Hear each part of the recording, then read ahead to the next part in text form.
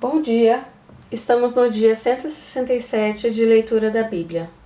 Começaremos com Marcos, capítulo 3, versículos de 1 a 19. O homem da mão ressequida. De novo, Jesus entrou na sinagoga, e estava ali um homem que tinha uma das mãos ressequida. E estava observando Jesus para ver se curaria aquele homem no sábado, a fim de o acusarem. Jesus disse ao homem da mão ressequida: "Vem aqui para o meio." Então lhes perguntou: "É lícito nos sábados fazer o bem ou fazer o mal? Salvar uma vida ou deixar morrer?" Mas eles ficaram em silêncio. Então Jesus, olhando em volta, indignado e entristecido com a dureza de coração daquelas pessoas, disse ao homem: "Estenda a mão." O homem estendeu a mão e ela lhe foi restaurada.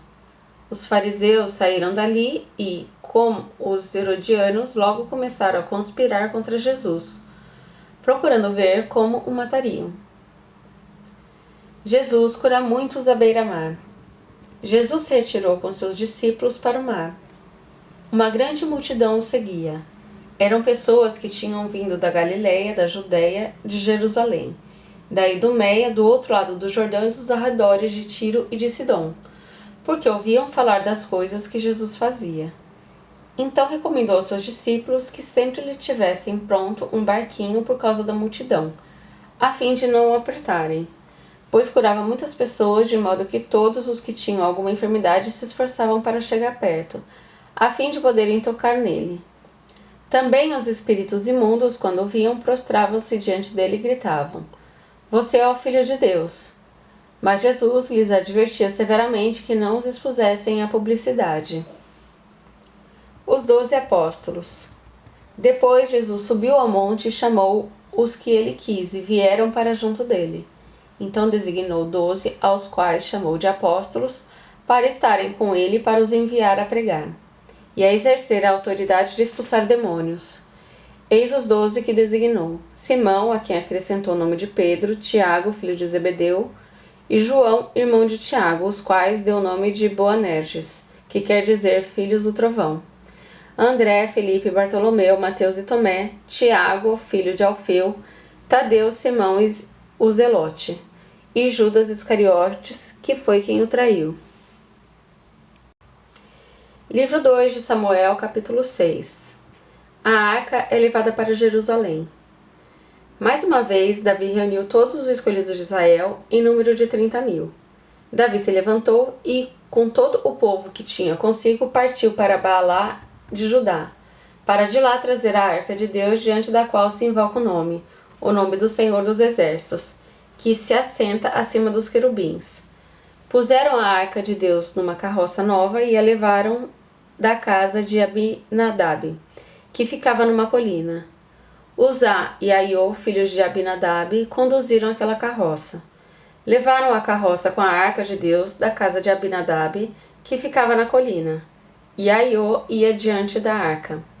Davi e toda a casa de Israel se alegravam diante do Senhor, com todo tipo de instrumento de madeira de faia, com harpas, liras, tamborins, pandeiros e símbolos. Quando chegaram à eira de Nacon, Uzá estendeu a mão para assegurar a arca de Deus, porque os bois tropeçaram. Então a ira do Senhor se acendeu contra Uzá, e Deus o feriu ali por esta irreverência.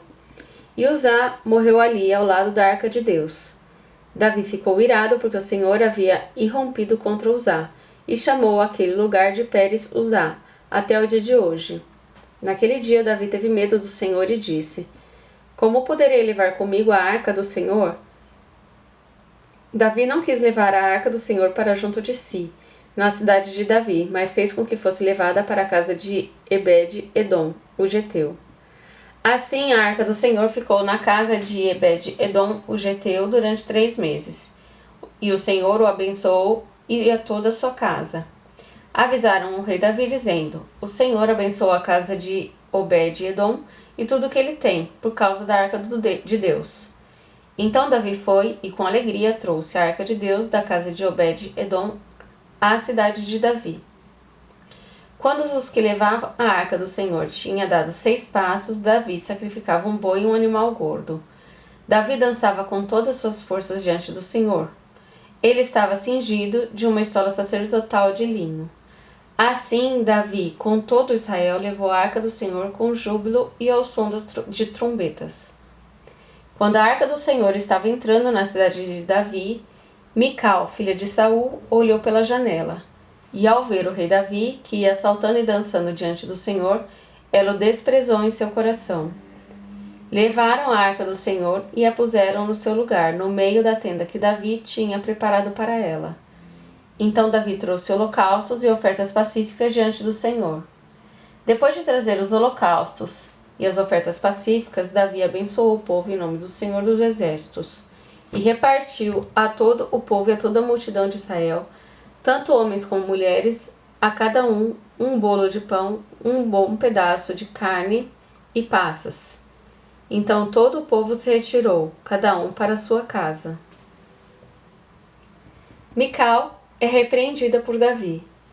Quando Davi regressou para abençoar a sua casa, Mical, filha de Saul, saiu ao seu encontro e lhe disse: Que bela figura fez o rei de Israel no dia de hoje, descobrindo-se diante das servas dos seus servos, como se descobre um sem-vergonha qualquer. Mas Davi disse a Mical: Eu fiz isso diante do Senhor, que me escolheu em lugar de seu pai e de toda a casa dele, ordenando que eu fosse príncipe sobre o povo do Senhor, sobre Israel. Foi diante do Senhor que me alegrei, e me farei ainda mais desprezível e me humilharei aos meus próprios olhos. Quanto à serva de quem você falou, serei honrado por elas. Mical, filha de Saul, não teve filhos até o dia da sua morte. Daniel, capítulo 3. A estátua de ouro e a fornalha de fogo ardente. O rei Nabucodonosor fez uma imagem de ouro que tinha 27 metros de altura e 2,70 metros de largura, que ele levantou na planície de Dura, na província da Babilônia.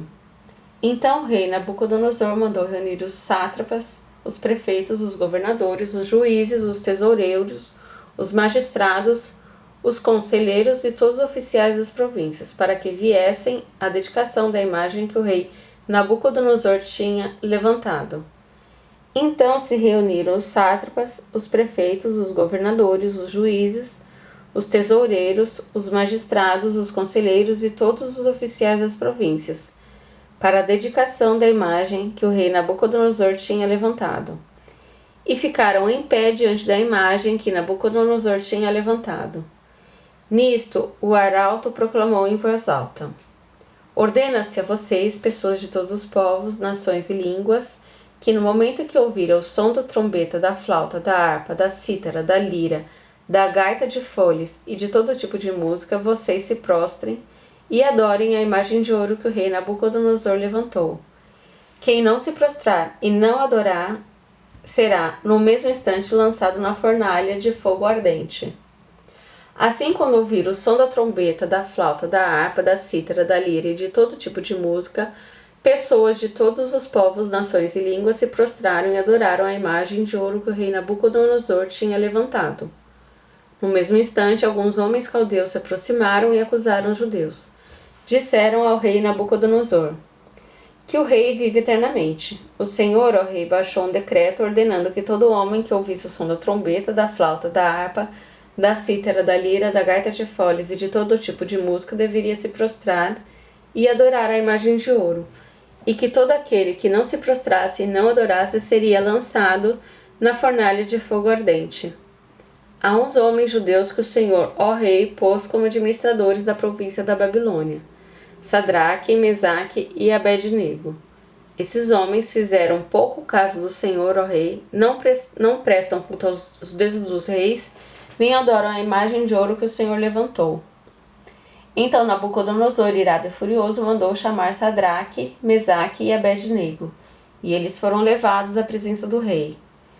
Nabucodonosor lhes disse: Sadraque, Mesaque e Abed-nego, é verdade que vocês não prestam culto aos meus deuses, nem adoram a imagem de ouro que levantei?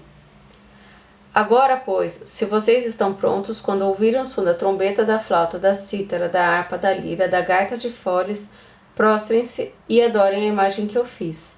Mas se não a adorarem, serão no mesmo instante lançados na fornalha de fogo ardente. E quem é o Deus que os poderá livrar das minhas mãos? Sadraque, Mesaque e Abednego responderam ao rei: Ó Nabucodonosor, quanto a isso não precisamos nem responder. Se o nosso Deus, a quem servimos, quiser livrar-nos, ele nos livrará da fornalha de fogo ardente e das suas mãos, ó rei. E mesmo que ele não nos livre, fique sabendo, ó rei, que não prestaremos culto a seus deuses, nem adoraremos a imagem de ouro que o Senhor levantou. Então Nabucodonosor se encheu de fúria e o aspecto do seu rosto se alterou em relação a Sadraque, Mesague e Abednego. Ordenou que se esquentasse a fornalha 7 vezes mais do que de costume. Ordenou aos soldados mais fortes dos seus exércitos que amarrassem Sadraque, Mesaque e Abednego e os jogassem na fornalha de fogo ardente. Então estes homens foram amarrados com seus mantos, túnicas, chapéus e as suas outras roupas e foram jogados na fornalha de fogo ardente. Mas porque o rei exigia urgência e a fornalha estava superaquecida, as chamas do fogo mataram os homens que jogaram Sadraque, Mesaque e Abednego dentro da fornalha. E os 3 homens, Sadraque, Mesaque e Abednego, caíram amarrados dentro da fornalha de fogo ardente. Em seguida, o rei Nabucodonosor, muito espantado, se levantou depressa e perguntou aos seus conselheiros: Não eram 3 os homens que amarramos e jogamos no fogo? Eles responderam: É verdade, ó rei. Mas o rei disse: Eu, porém, estou vendo 4 homens soltos andando no meio do fogo.